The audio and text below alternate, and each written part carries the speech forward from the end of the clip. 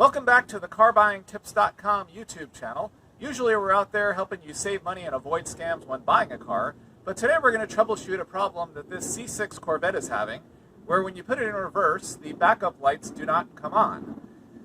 That could lead to a big problem if you're backing out of a space and somebody doesn't know you're backing up, and bam, you've got a big insurance claim that you didn't really need.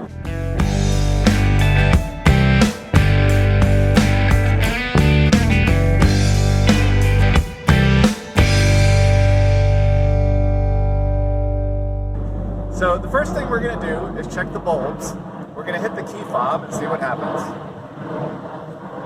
And we notice that both reverse lights come right on, so the bulbs are good, and it was very unlikely that both bulbs would have gone out at the same time. So it looks like we're going to have to continue troubleshooting. Alright, the first thing we're going to do is check the fuse, which on the Corvette here is right in the passenger footwell. You just flip that panel back. And the fuse that you're looking for is right there where the screwdriver is pointing. Now, we actually checked this fuse before we filmed, and it was fine, so we're not going to pull it out and risk dropping it and losing it. So, we'll move on to the next step. If your fuse is bad, just get another fuse, pop it in there, and you're good to go. Alright, so now that we know that the fuse is good and the bulbs are good, we're going to have to check the reverse light switch that's actually on the transmission. The only way it's on the passenger side here, and the only way we're going to get to it is we got to jack the car up, get the rear wheels off so that we can get in there. So let's go ahead and do that, and let's see what we find. Alright, so now the transmission on the C6 Corvette is all the way in the back, a lot further than you expect the transmission to be. They did that for the weight and balance on the car.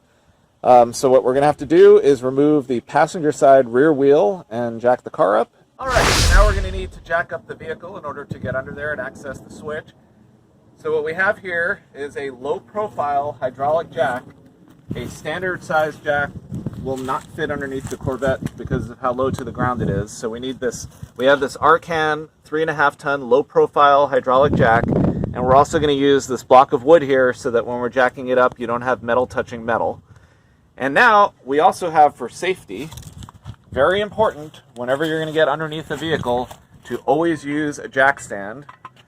What we have here is a big red 3-ton jack stand, and if you notice, it has this great double safety feature where there's this key, so that in addition to the normal locking feature, the key also provides extra protection.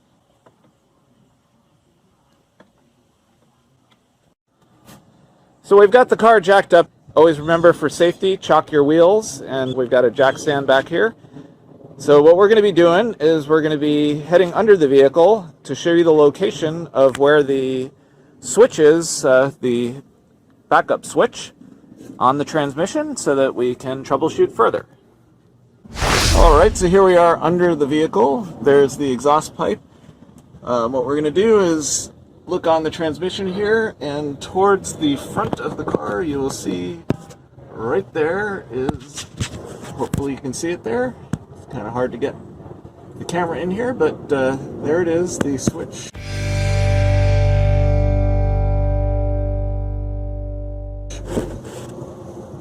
for the backup reverse lights. Alright, so we're going to head back under the car here. What we've done, which you'll see in a second, is we've popped the connector, the electrical connector, off of the switch.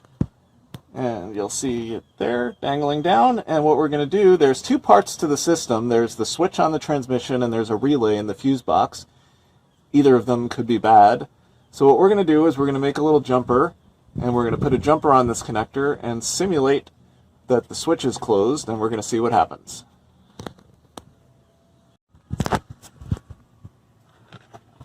Alright, so what we did is we made a little bit of a jumper here. I'm going to show you what that looks like. It was just kind of took a piece of solid wire and mashed the ends so that it made a little spade shape and jammed it in the connector. So now we're going to see what happened.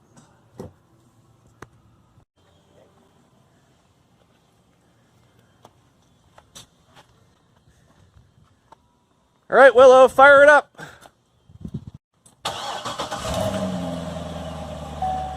And with a little help from our assistant Willow, we can see that both of the backup lights are now illuminated with the jumper in place, which means that the backup switch on the transmission is bad, so we're going to have to order one of those new and replace it and get this whole thing fixed.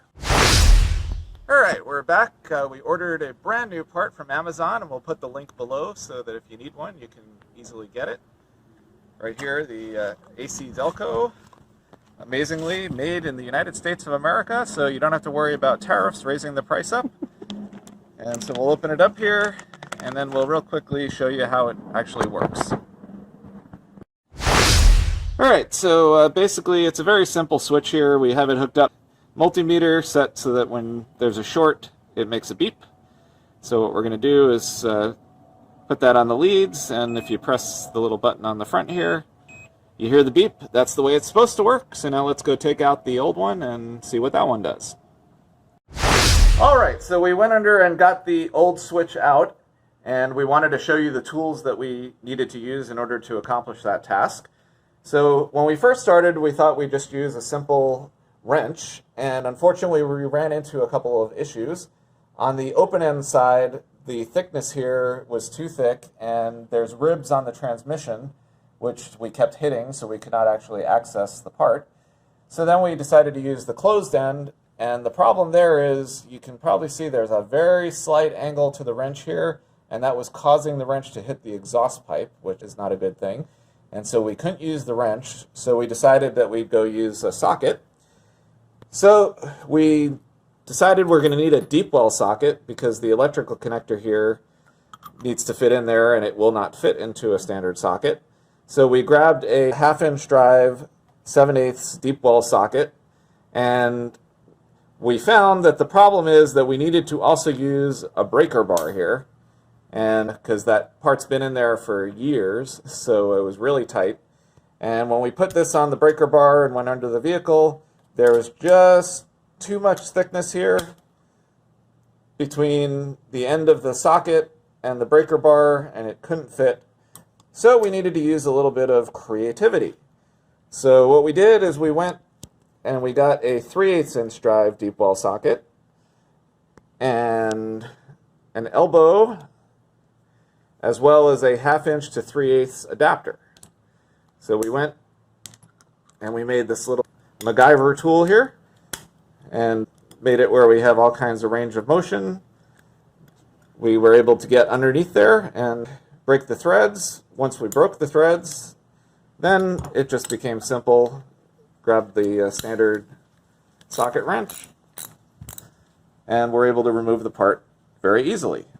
Now, of course, after we were done, we came across in the toolbox this offset box wrench, which probably would have been the perfect tool for the job because the offset here would allow you to get around the exhaust pipes.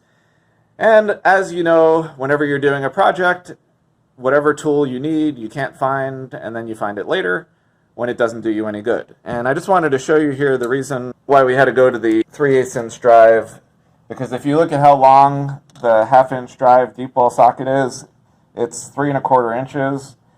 Now when we go with the 3/8-inch drive, it's only 2 1/2 inches, so that 3/4 of an inch there makes all the difference when you're working in the tight confines under the vehicle. Alright, so here are the tools that we're going to need to remove the old switch and put the new one in there. What you're going to need is a 7/8 deep well socket on a 3/8 drive wrench. The 1/2-inch drive is going to be too long to fit in there, the deep well socket. So we need the shorter one here. And you're also going to probably need a breaker bar to break the old one's seal because it's been in there for a long time. In order to do that, to get enough room in there, we needed to use this little elbow piece, and this is also a 1/2-inch to 3/8 adapter that we also needed. So that's what we need. We'll put links to all this stuff down below, and let's go down and replace it.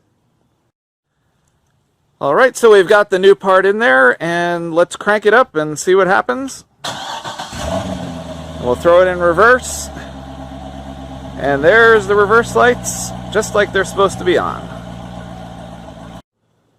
So here's the original part that we took out. When you press on the button here, it does not feel right. It does not spring back the way it's supposed to. So it's definitely bad, which is nice to confirm that we found the problem. So I hope we were able to help you out today. If you liked what you saw, don't forget to subscribe to our channel down below, and also hit that alert button so that way any new videos we post, you'll get alerted to it. And if you have any questions, just put them down in the comments and we'll answer them for you.